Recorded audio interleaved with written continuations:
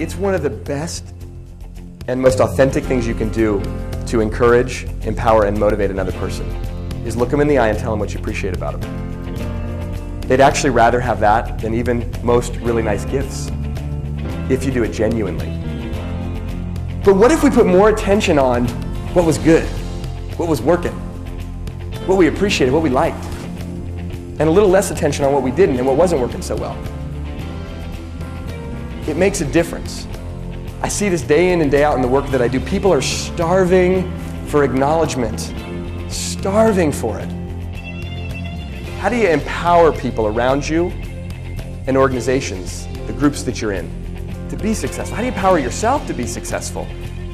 And the key that I found through my experience in sports and then in business and now in the work that I do as a consultant, as a speaker, as a trainer and a coach, the power of appreciation is really the key. Would any of you work in an environment that you would consider either a little bit or maybe moderately cynical? Anybody? I know your coworkers are here, you don't want to say, but yeah. Okay, here's kind of how it is when we go to work, right? We go to work, we may be like really happy, we go to work all of a sudden, like everyone's at work. This is my favorite analogy for work, is we're all rowing. Right? And then you come in one day in a really great mood. Hey, everybody, how's it going? I'm in a good mood. How you doing? I appreciate you. And what does everybody do? Stops rowing, looks at you. Shut up. Sit down and row. You know what I mean? Keith Harrell talked about it yesterday. Any of you in here ever been made fun of for being too happy? Yeah. What is up with that? Mike Robbins is an expert in teamwork, communication, and the power of appreciation. Through his keynotes and customized seminars, he inspires people to work together effectively, appreciate themselves and others, and communicate in a supportive, positive way. As a standout baseball player at Stanford University, Mike helped lead his team to the College World Series. He was voted the team's most inspirational player because of his passion and leadership both on and off the field. Mike played baseball professionally with the Kansas City Royals until an injury to his pitching arm cut his career short. Using his impressive background, his personal story of adversity and success, his fun and engaging style, and his experience as a business coach, Mike empowers his corporate and association audiences to reach new levels of success. Individuals and teams within your organization will learn specific tools and techniques to become more productive, positive, and effective. So there I am, right? Sitting, arm in the ice bucket, listening to the minister tell this story about Willie Mays. Something about the story really touched me, and I actually started to cry. So you get the scene, right? I'm in the locker room with all my teammates, and I'm crying. And I'm doing one of those, you ever do it, you know, where you start to cry and it's like not the right place to cry and you're kind of doing the, oh, I got a cold, you know. Sorry, it was doing that, but I couldn't play it off. I started to cry. And the reason that I did was because something about that story really spoke to me about what was going on in my life right then. Now, although I was clearly not Willie Mays, I realized the courage it took for him to continue to go on and persevere. And I started to think about myself. And there I was, 23 years old. I'd played baseball since I was 7. Lots of ups, lots of downs. I had made it to that point. And sitting there, right there, staring down what I kind of looked at as the barrel of the gun called, "You're not going to make it." Because I had a feeling that was probably going to be it for me with my arm injury. I had this weird sense of pride and appreciation for myself for what I'd accomplished. And I realized something really important about personal success and team success in that moment. And that is how important appreciation is and how lacking it is in so many places. Now I did I saw the doctor the next day. I came back to California, had an operation on my arm and tried to rehab as much as I could. I didn't come back from that injury, so that was the end of my career. But that moment that day in the locker room really stuck with me. And then I went and got into the real world, right? I got a job. I was working for a couple internet companies, and I figured, oh, of course, this will be different. These people are mature. They're real adults. It's not like baseball. Same thing. In the middle of the dot-com boom, everybody's making money and complaining, griping, oh, how come our stock price isn't here? Why don't we do that? What's going on? We should be better. Same kind of thing. And I couldn't figure it out because even the people that seemed successful didn't really seem to appreciate it very much.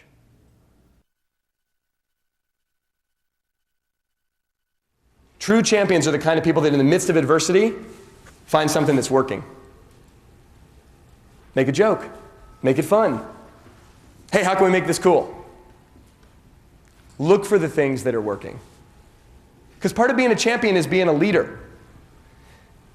And here's kind of the good news and bad news about leaders. Being a leader, and any of us who've stepped into leadership in our lives at any level, know it can be really exciting and exhilarating and very rewarding, right? But here's another thing about leadership. It's a really bad idea. It's a bad idea, isn't it? People make you wrong. They judge you. They laugh at you. Some of the greatest leaders we've ever had in our world have been assassinated. Assassinated for standing up for peace. Mahatma Gandhi got assassinated. And what did Gandhi teach us? Be the change you want to see in the world. You be that first. And then go change others. We're so busy trying to change everyone else. Oh, you do this. If they just did that, it'd be better. If you just figured it out. If that person was a better communicator, if this person was a better team player, if that person did their report better and sent it to me on time, or whatever. But Gandhi taught us, be the change. It's got to start here.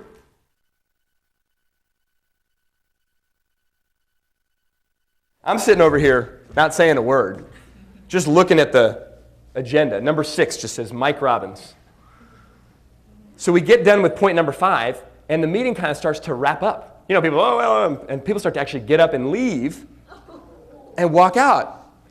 And I'm looking around, I'm thinking, well, Brian didn't say anything. Maybe I'm off the hook, right? So I'm kind of inching my way out the door. Then all of a sudden, Brian stands up and goes, hold on, everybody. Come back in, come on, sit back down. I forgot. Robin's over here wants to try to motivate you guys.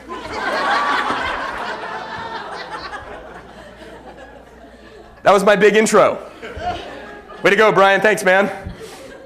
So now everyone kind of sits back down begrudgingly, and I pop up out of my seat. And I start saying things. I don't know what I started to say. My heart is like about to jump out of my chest. Well, guys, I've been thinking, what if we work together better and help each other out and appreciate each other and work like a team? Wouldn't that be great? Nothing. Not a peep. And they're looking at me like I got 3 heads. And I'm trying whatever, and I'm running around and I'm waving my arms and I'm telling baseball stories and nothing. About 5 minutes into it, I'm thinking, this is going really bad. But then I realized something. I was talking about something. I wasn't showing them what I meant. So I stopped, right in the middle of whatever I was doing, and I just kind of looked at everybody. And I went around the entire table, just like that. Honest, from my heart, whatever I wanted to acknowledge or thank them for, what I respected about them, what I admired about them. And then I got done with everybody, and I sat back down in my chair, and it got real quiet. And it was one of those awkward, that awkward moment. And I'm starting to look around and thinking, did I do something bad? But it was kind of like popcorn. It was like, you could feel it, right? Someone wanted to say something. Zzz, it's like popcorn about which one's the first kernel's going to pop. And then all of a sudden, someone, pop! Someone said something. Well, that was cool. What if we acknowledged each other more? Pop! What if we supported each other? Boop. What if we shared ideas with each other? This whole conversation started. We stayed in that conference room for another hour. So when we think about empowering the people around us, what we want to do is look for things to appreciate. We always find what we look for. And have the courage to point it out. And not just acknowledge people for what they do, but for who they are. That's what makes a difference. That's the power of appreciation.